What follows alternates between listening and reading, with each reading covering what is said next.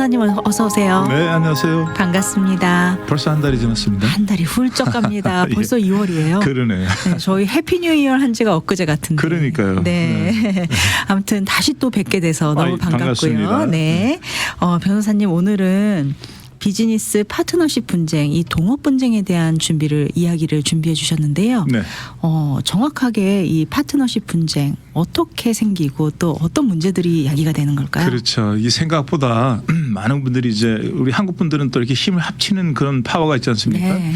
그래서 많은 분들이 뭐 아시는 지인이나 아니면 친척이나 경우에 따라서는 부모하고 자식하고 간에 이제 어떤 비즈니스를 시작을 해서 같이 뭐 돈을 투자하고 이렇게 같이 시작해서 동업을 시작하거든요. 네.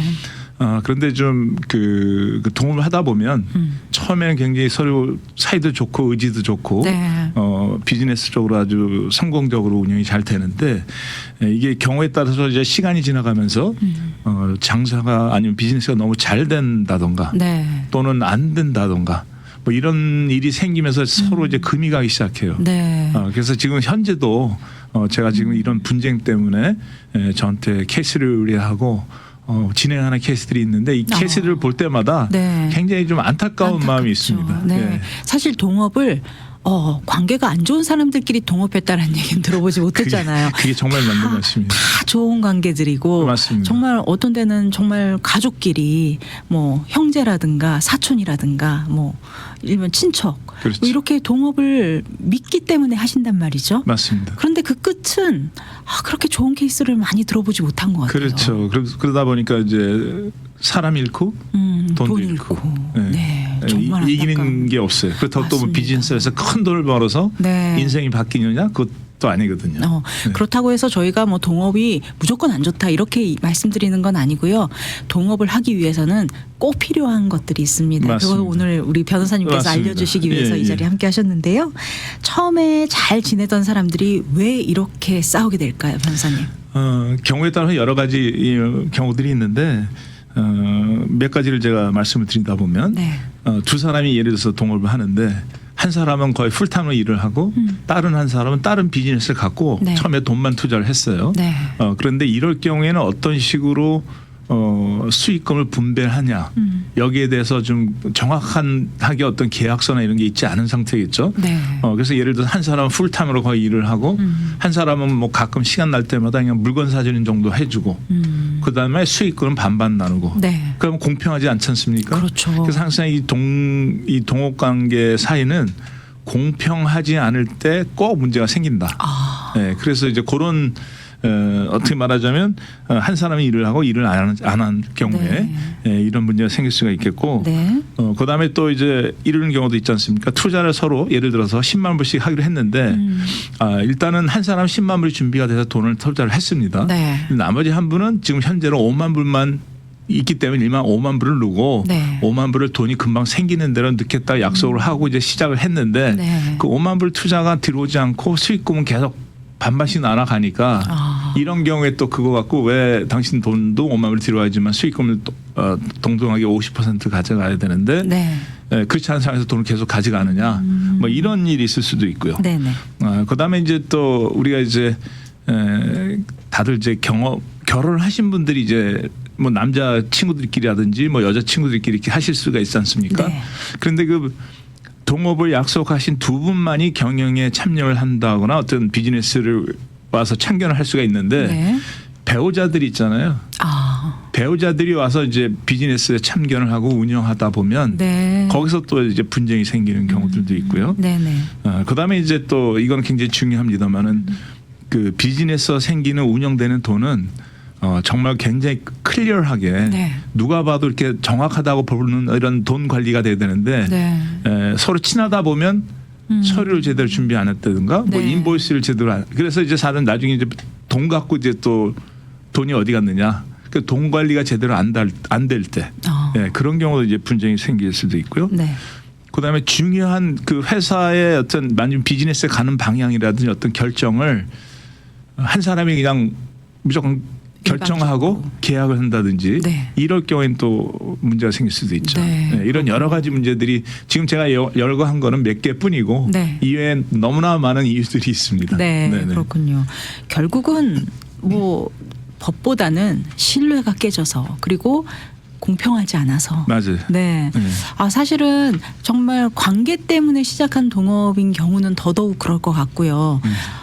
관계가 좋았을 때는 뭐 조금 더 불공평해도 다 봐주기도 하고 좀 이해를 해주는 그런 부분들이 있는데 이게 시간이 지속되면서 왜 자꾸 그러지 하면서 불만이 생기기 시작하고 신뢰가 깨지기 시작하고 그러면서 이렇게 문제가 되는 거가 아닐까. 맞습니다. 네. 이제 동업을 하려고 하면 제일 큰 말씀하신 대로 제일 큰 문제가 신뢰가 깨졌을 때, 네. 말하자면 돈 계산이 제대로 안 되든가 뭐 이럴 때 하고 말하자면 모든 레코드가 클리어하지 않을 때 네. 이런 문제들이 좀 있겠죠. 네. 그렇다면 이 50대 50 동업 보통은 이렇게 너랑 나랑 똑같이 5대5로 갖자 이러면서 시작하시는 분들이 꽤 계시는 것 같아요. 이런 부분들이 왜 문제가 될까요? 그렇죠. 꽤 있는 게 아니라 거의 제가 보기엔 거의 한 그렇게 7, 돼야 되는 거 80% 이상인 아닐까. 것 같아요. 왜냐하면 다 네. 돈을 똑같이 누구 하니까 맞습니다. 서로 공정하게 어떤 결정권을 갖자 이렇게 해서 50대 50 하는데 지금 제가 하고 있는 케이스도 이런 문제예요. 네 분이서 투자를 했는데 네. 서로 편이 갈려갖고 50대 50 나눴는데 어느 누구도 51%를 가진 그러니까 말하자면 공동으로 50을 했게 결정을 할 수 있는 어떤 법적인 권한이 없다는 거죠. 네.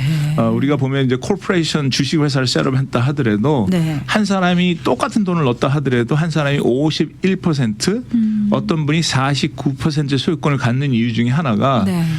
회사의 어떤 가는 방향이라든지 운영 방침에 대해서는 그 51% 가진 2% 더 가진 사람이겠죠. 49하고 51이니까. 네. 2% 그러니까 즉 말하자면 51%의 소유권을 가진 사람이 많은 것을 결정할 수 있는 권한이 있거든요. 네. 근데 사실 50대 50으로 나눠가자면 서로 의견이 충돌했을 때 여기는 해답이 없는 거예요.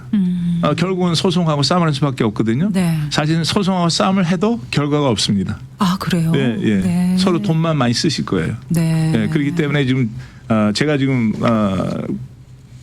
변호해드린 그 손님도 50대 50이기 때문에 문제가 생겼고 양쪽 다 어떤 결정할 수 있는 권한이 없어요. 그래서 네. 사실은 이제 동업을 한다면 누가 이 동업의 비즈니스를 운영하는데 누가 많은 결정을 할 것인가를 서류로 남겨놓으시지만 분쟁이 생겨서라도 한쪽 방에는 결정이 되거든요. 네. 그래서 그게 굉장히 중요하죠. 처음부터 동업을 하시겠다라고 결정이 됐으면은 그 조항들이 그러니까 누군가 한 명이 그 1%라도 더 결정권을 가질 수 있도록 하는 조건으로 동업을 해야 이게 그렇죠. 가능하겠네요. 근데 그렇죠. 대부분 사람들은 그렇게 생각을 못 하실 것 같은데요. 동업이라고 그렇죠. 하면. 그렇죠. 이게 분쟁이 난 다음에나 아시는 거지. 보통 그냥 50대 50이 굉장히 공평하다고 생각하시는데 네. 분쟁이 생기면 50대 50이 공평한 게 아니라 아주 문제를 훨씬 더 크게 만들 수 있다. 네. 예, 이렇게 말씀드릴 수 있죠. 지금 중요한 포인트를 말씀해 주신 것 같아요. 네. 그렇다면 한쪽이 마음대로 또 상대방을 이렇게 쫓아낼 수가 있는 건가요? 만약에 그렇게 51대 49 이렇게 그렇죠. 돼 예를 있다면. 들자면 조금 극심한 예를 들자면 20% 가진 사람을 네. 80% 가진 사람이 쫓아낼 수 있느냐? 그건 좀 더 극대화된 그렇죠. 표현인데. 그렇죠. 할 수가 없습니다. 그래요. 예, 물론 이제 그 회사의 소유권이나 네. 운영 방침이나 이런 거는 80을 가진 사람이 할 수는 있지만 네. 20 가진 사람을 쫓아내려고 하면 그 20 가진 사람이 어떤 행위를 해서 회사에 막대한 지장을 주고 손해를 했을 때 네. 그렇다면은 그랬다 하더라도 법적으로 쫓아낼 수 있는 거지 그걸 강제로 이렇게 밀어내거나 자를 수가 없는 입장이거든요. 네. 예, 그래서 절대로 일단 파트너로 인정이 되고 회사에 어떤 소유권이 있다고 한다면 네. 그렇다면은 아까 제가 말씀드린 20% 사람을 쫓아내지 못할 뿐더러 네. 예를 들어서 회사를 운영을 하다가 네. 회사를 매매하게 됐을 때 물론 매매하는데 어떤 결정권은 80%인 사람이 있겠죠. 네. 80% 소유가 있으니까. 근데 만약에 그 매매를 함으로써 80% 소유한 사람은 이득을 보지만 네. 20% 하는 사람이 보기에는 이 매매가 공정하지 않은 거고 네. 20%의 어떤 소유권에 극심한 어떤 손해를 줬다 네. 한다면 그 20% 소유한 사람이 80% 소유하고 매매를 결정한 사람을 상대로 어떤 손해배상 같은 걸 청구할 수도 있죠. 네. 네. 그래서 공정해야 됩니다. 모든 결정이. 네. 네. 그러면 80%를 가졌다 하더라도 20% 가진 분을 쫓아낼 수도 없고 네. 그리고 어떤 매물을 우리가 만약에 갑자기 팔아야 된다 이랬을 때 만약에 그 20% 가진 소유자가 반대를 할 경우 그러면은 반대로 할 때는 그 상관은 경우는 없겠죠. 왜냐하면 그건 반대로 하더라도 상관없나요? 사실 80% 사람이 소유권이 결정권이 있으니까. 네, 하지만 이제 만약에 거군요. 그 어떤 비즈니스 운영을 하는 어떤 결정권을 갖고 하는 사람이 네. 80% 사람이 그 사람이 어떤 결정으로 해서 20% 소유한 사람을 어떻게 손해 보게 했다든가 물론 네. 손해 어느 정도 보는 건 공평 뭐 페어하게 한다 하더라도 손해 보는 경우도 있지만 네. 예를 들면 밀어내기를 하기 위해서 한다든지 뭐 이런 식으로 해서 20% 소유권을 가진 사람이 큰 손해를 본다면 네. 80% 가진 사람을 상대로 어떤 법적인 소송을 해서 손해배상 청구도 할 수 있다는 거죠. 네, 잘 알겠습니다. 파트너가 일을 안 하는데 돈을 가져가요. 이런 질문하시는 분들도 계실 것 같아요. 많아요. 아까 답답하실 것 예, 같습니다. 예, 네. 아까 제가 말씀드린 대로 네네. 지금 저한테도 와 있는 사람 중에 한 분이 그런 얘기. 이분은 풀타임에 여기서 일하고 그 동업하시는 분은 그냥 물건만 가끔 사다 주고 그분은 또 다른 비즈니스 운영하고 있거든요. 네. 그런 경우도 꽤 있더라고요. 그렇죠. 그래서 네. 이거는 어떻게 보면 이제 공정하지 않는 거니까 네. 사실 이런 경우는 처음에 어떤 약속을 어떤 식으로 해야 되냐면 풀타임으로 누가 일을 해야 된다 하고 하면 네. 그분한테는 적정한 선에서 봉급을 지불하고 네. 그 봉급을 지불하는 액수까지 계산해서 순이익이 남을 거 아닙니까? 네. 그래서 그 남은 순이익 갖고 공평하게 나누는 것이 맞는 거지. 그냥 파트너인데 봉급도 안 받고 한 사람은 풀타임이라고 한 사람은 거의 네. 일을 안 하고 한다면 페어하지 못하기 때문에 사실 동업이 깨지게 되겠죠. 그렇게 시작하지 못하신 분들은 몰라서 못하시는 건가요? 아니면은 아니 서로 뭐 좋게 생각을 했었던 것 같아요. 처음에는 내가 조금 시간이 있으니까 내가 이렇게 배우면서 더 열심히 할게. 네. 이러다 보는데 이제 시간이 가면서부터 이건 나는 풀타임이라고 저 사람은 일도 안 하고 돈은 똑같이 가져가는구나. 공평하지 동업이 못하다. 안타까운 부분이 이런 부분인 것 같아요. 그렇죠. 서로 믿고 시작을 했다가 그렇죠. 네. 나중에 하다 보니 한 사람이 너무 맞습니다. 너무 소홀하고 한 맞습니다. 사람은 정말 뼈를 갈아서 일을 맞습니다. 하고 있는데 그래서 사실은 이제 저희 사무실에 오면 제가 항상 여쭤보는 말씀들이 있어요. 네. 아니 왜 동업을 시작하려면 서로의 어떤 각자 의무와 책임과 뭐 이런 거를 서면으로 다 쓰고 네. 이런 경우에 어떻게 한다는 걸 계약서가 있어야 되는데 왜 이런 걸 안 했냐 하면 99%의 손님들이 다 뭐라고 얘기하냐면 처음엔 서로 믿었으니까 그냥 안 했다는 거죠. 네. 네, 근데 그런 사람들이 경우 항상 와서 문제가 생겨서 또 법적인 싸움을 해야 되고 뭐 이런 경우들이 있거든요. 네. 근데 그런 거 보면 좀 안타깝습니다. 그래서 이런 경우는 뭐 법적으로 어떻게 조치를 취할 수 있는 방법이 있는 건가요? 싸움이 난다면은 뭐 계약 어떤 동의가 없다고 한다면 뭐 따져봐야 되겠죠. 네. 누가 어떤 권한이 있느냐 뭐 이런 걸 따져봐야 되겠지만 사실은 이런 일을 방지하는 게 우선권이거든요. 네. 그래서 방지를 하려고 한다면 아까 제가 말씀드린 대로 어떤 그 파트너끼리 공동 계약서 많은 분들이 그냥 콜포레이션을 한다면 네. 콜포레이션을 셋업해서 주식을 서로 50대 50 나눠 갖는다고 한다면 그걸로 뭐 되는 거로 생각하고 또 콜포레이션에 보면 우리가 뭐 바일러 같은 것도 있고 LLC일 경우에는 오퍼레이팅 어그먼트들이 있는데 네. 형식적으로 적은 것들 말고 적극적으로 이제 그 내용이 네. 예를 들면 이럴 수가 있을 거 아닙니까? 아까 얘기한 대로 누가 일을 하게 되면 그 사람은 봉급을 얼마 주기로 하자. 네. 또는 누구는 무슨 어떤 직무와 책임을 할 것이고 누구는 어떻게 할 건지 그것도 나눌 수도 있는 거고요. 네. 그다음에 파트너끼리 한 사람 두 분이 있는데 그 두 분 중에 한 분이 나는 더 이상 이거 하고 싶지 않고 내 지분을 제3자한테 팔겠다. 그렇게 된다면 어떤 문제가 될 수 있냐면 사실은 그 파트너라는 게 두 분이 서로 잘 알고 장단점을 잘 알아서 시작한 거 아닙니까? 네. 그런데 예를 들어서 그 중에 한 분이 남아있는 파트너가 전혀 모르고 또 그 알지도 못할 뿐만 아니라 성격상 문제가 있는 다른 파트너한테 그러니까 자기가 갖고 있는 소유 지분을 팔고 그분이 파트너가 된다고 하면 비즈니스 운영하는데 너무나 힘들 거 아닙니까? 네. 그래서 이제 파트너 동업자들 중에서 한 분이 파트너가 자기 지분을 팔려고 한다면 일단 남아 있는 분한테 자기 소유권을 살 수 있는 그런 권한을 먼저 줘야지만 네. 된다. 뭐 이런 내용이라든지 네네. 뭐 이런 여러 가지 내용들이 굉장히 많이 있습니다. 그래서 그런 것들을 정말 물론 전혀 일어나지도 않을 일이라고 생각하실 수 있긴 하겠지만 네. 이런 계약을 철저하게 준비하심으로써 앞으로 파트너끼리의 생길 수 있는 여러 가지 분쟁의 요소를 서면으로 다 적어 놓는다면 나중에 분쟁할 게 없어요. 거기 다 나와 있는 대로 하기 때문에. 네네. 그러니까 사실은 이제 오늘 꼭 말씀을 드리고 싶은 게 동업자끼리 어떤 동업을 시작을 한다면 시작한다면 오시지 말고 네. 하시기 전에 와서 이런 걸 다 동의하는 조건을 어기면 동업자 계약서식으로 해서 계약서를 꼭 만드는 게 굉장히 중요하다고 생각이 듭니다. 오늘도 다시 한번 강조를 해주셨지만 이 비즈니스에 있어서 정말 이 계약서가 얼마나 중요한지 또 다시 한번 저희가 말씀드리는 시간이 되고 있습니다. 맞습니다. 네. 네.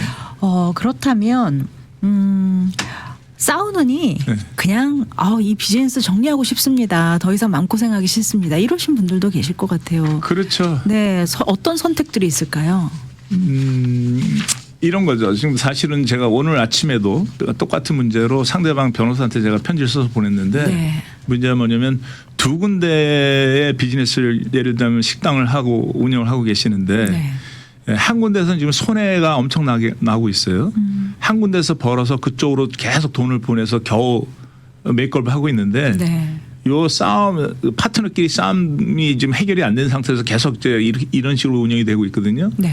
그래서 이 싸움이 계속 지탱이 된다면 결국은 두 개가 다 망하게 생겼거든요. 번 돈에서 맞습니다. 저쪽으로 다 넣어야 되니까. 그렇죠. 근데 결국은 지금 여기 든 돈이 지금 고갈돼서 좀 있으면 문을 닫아야 할 정도로 돼 있거든요. 네. 그래서 사실은 이거를 감정 싸움을 많은 분들이 이제 감정 싸움을 하시는 것 같아요. 그래서 네. 잠깐 우리 저 방송하기 전에 잠깐 얘기를 했지만 이 비즈니스 동업이라는 게 엄격히 말하자면 부부가 이혼하는 거나 똑같아요. 제가 그 그렇군요. 이혼하는 케이스들 보면 네. 사실은 그걸 냉철하게 따져서 보면은 어떻게 손해 본다는 걸 뻔히 눈에 보이거든요. 계속 싸움을 한다면. 네네. 그러면 감정을 적고 냉철하게 현실적으로 보고 판단을 해야 되는데 이 부부끼리는 감정이 엮여서 그게 안 되지 네, 않습니까? 맞습니다. 동업도 똑같아요. 네. 그래서 서로 자극적인 얘기를 하고 도발을 하고 제가 지금 하는 케이스 같은 경우는 자기가 가 있어야 될 비즈니스에서 지금 장사 잘 안 되는 데에서 가서 일을 안 하고 제 손님이 일하는 비즈니스에 와서 비디오를 일하는 걸 비디오를 찍고 아침서 제일 바쁜 시간에 그리고 이제 방해를 하는 거죠. 그리고 뒤로 네, 와서 네. 막 부엌에 들어와서 이렇게 뭐 일하는 거 막고 네. 뭐 이런 식으로 하는 거는 사실은 이게 감정 싸움이 된다 보면 결국은 누가 손해냐? 둘 다 손해 보는 거거든요. 그래서 네. 사실은 좀 냉철하게 조금 이모셔널리 하지 말고 좀 계산을 따져봐서 어느 게 좀 실인지 득인지를 따져보는 게 굉장히 중요하다는 생각이 듭니다. 네, 그렇군요. 너무 감정적으로 대응하지 말고 정말 합리적으로 잘 판단을 해야 될 것 같습니다. 그렇죠. 법원은 회사를 어떻게 평가를 할까요? 그래서 예를 들어서 네. 서로 이제 분쟁이 났는데 분쟁이 해결이 안 된다. 네. 그럼 이제 변호사들이 법원에서 소장을 접수하고 그렇죠. 네. 그다음에 하는 게 뭐냐면 판사한테 이 비즈니스 강제로 매매하게 해주세요. 이런 신청서를 하게 되거든요. 네. 그래서 이제 아까 좀 말씀드린 감정적으로 파트너끼리 싸움한다면 돈은 변호사만 번다. 네.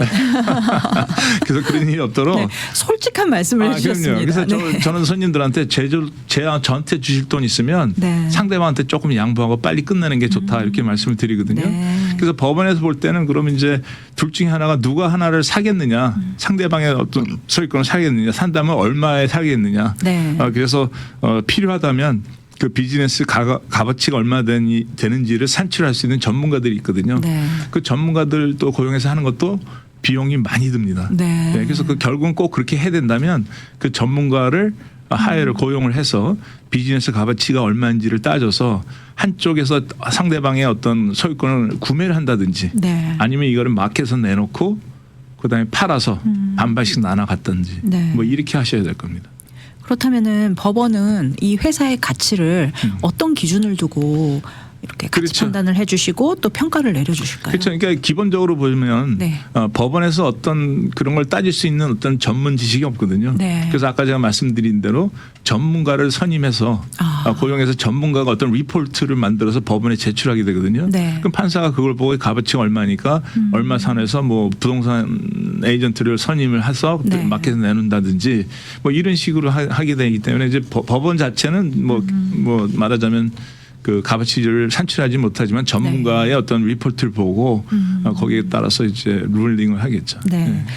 동업 분쟁이 생겼어요. 뭐 원치 않았지만 불행하게도 분쟁이 생겼을 때 절대 하지 말아야 되는 또 액션들이 있다고 들었습니다. 어떤 액션들을 그렇죠. 하면 안 될까요?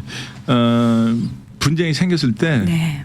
돈을 상대방 모르게 그런 일이 항상 있거든요. 네. 상대방이 은행 어카운트 같이 있는데 네. 그 사람은 더 이상 은행을 못 쓰게 블락을 해놓는다든지 아니면 돈을 빼서 자기 개인 어카운트에 집어넣는다든지 네. 아니면은 또 키를 갖고 있는 사람이 상대방이 못 들어오게 예를 들자면 이런 경우가 있을 거 아닙니까? 아까 제가 잠깐 말씀드렸던 매일 가서 일하시는 분들은 키가 있으니까 맨날 들락날 하지만 네. 서플라이를 가끔 갖다 주시는 분은 키가 없을 수도 있거든요. 네, 네. 그러면 못 들어오게 문 잠고 뭐 이런 일이라든지 네. 아니면 이제 상대방의 감정을 건드리는 뭐 텍스 메시지나 카톡이나 뭐 이런 거 한다든지 이런 문제들이 있다면 이제 감정 싸움이 되고 네. 불필요한 싸움이 더 크게 되니까 네, 네. 그런 일은 하지 않도록 하시고 만약에 돈을 상대방의 허락 없이 막 옮겨가면 그거는 또 말하자면 나중에 소송을 또 할 수 있거든요. 네. 예, 그래서 그런 행동을 하지 말으셔야 돼요.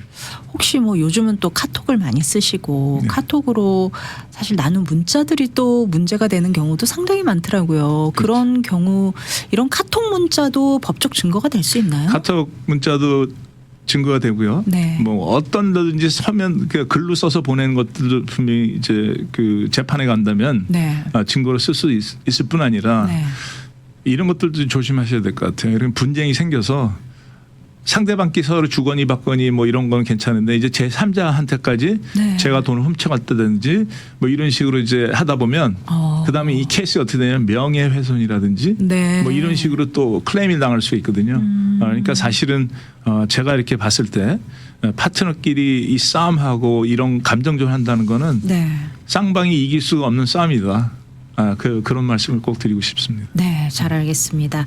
혹시 뭐 중재를 통해서 조정을 받는 어떤 그런 것들도 도움이 될까요? 도움이 되죠. 지금 또 네. 제가 또 중재 또 준비하는 케이스도 있거든요. 네네. 근데 제가 이제 중재 합의라고 말씀을 드리면 많은 분들이 잘 이해를 못 하세요. 네. 내용을 물론 해보지 않으셨으니까.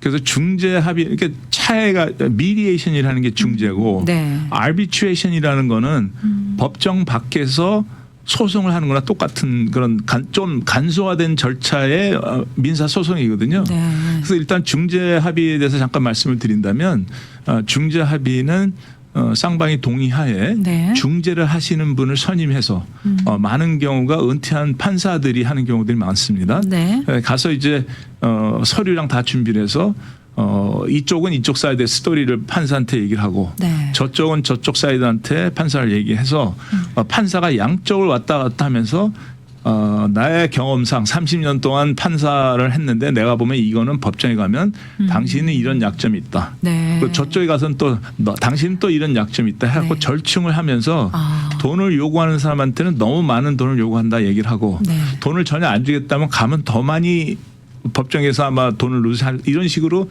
양쪽을 다니면서 판사가 컨빈스를 시키는 거죠. 네.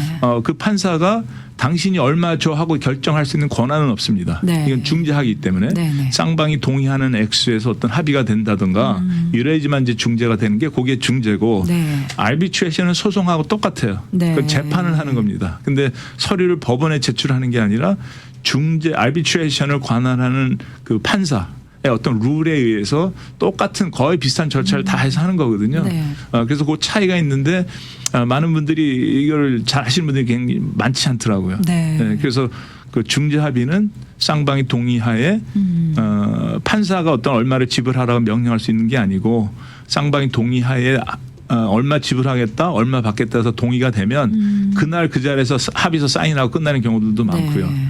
아비트레이션은 오래 걸립니다. 네. 뭐 6개월 걸릴 수도 있고 몇 년 걸릴 수도 있고 예, 그런 절차를 좀 알고 계시면 도움이 되실 것 같아요. 결국은 중재에서 합의가 안 되면은 이것 또한 소송으로 다시 가는 그렇죠. 거군요. 그렇죠. 예. 잘 알겠습니다. 오늘 이 동업 파트너십의 분쟁에 대해서 좀 자세한 설명을 나눠주셨는데요. 정말 이거는 마음고생이 너무 심할 것 같네요. 그렇죠. 더군다나 형제끼리, 친척끼리, 부모와 자식끼리 이런 경우도 있거든요. 네. 가장 안타까운 경우죠. 그렇죠. 좀 답답하죠. 네. 뭐 부모 자식 간에는 동업도 하지 말라는 말이 있잖아요.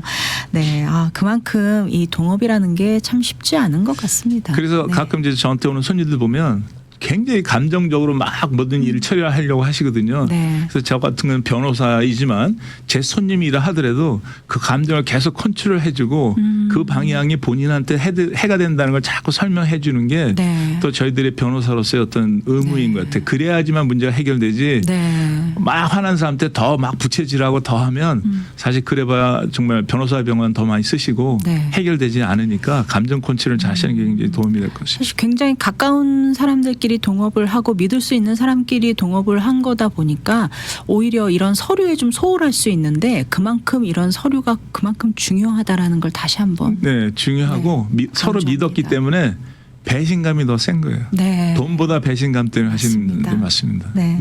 끝으로 네. 동업하시는 분들께 꼭 조언의 말씀 부탁드립니다. 네, 만약에 동업을 하시다가 네.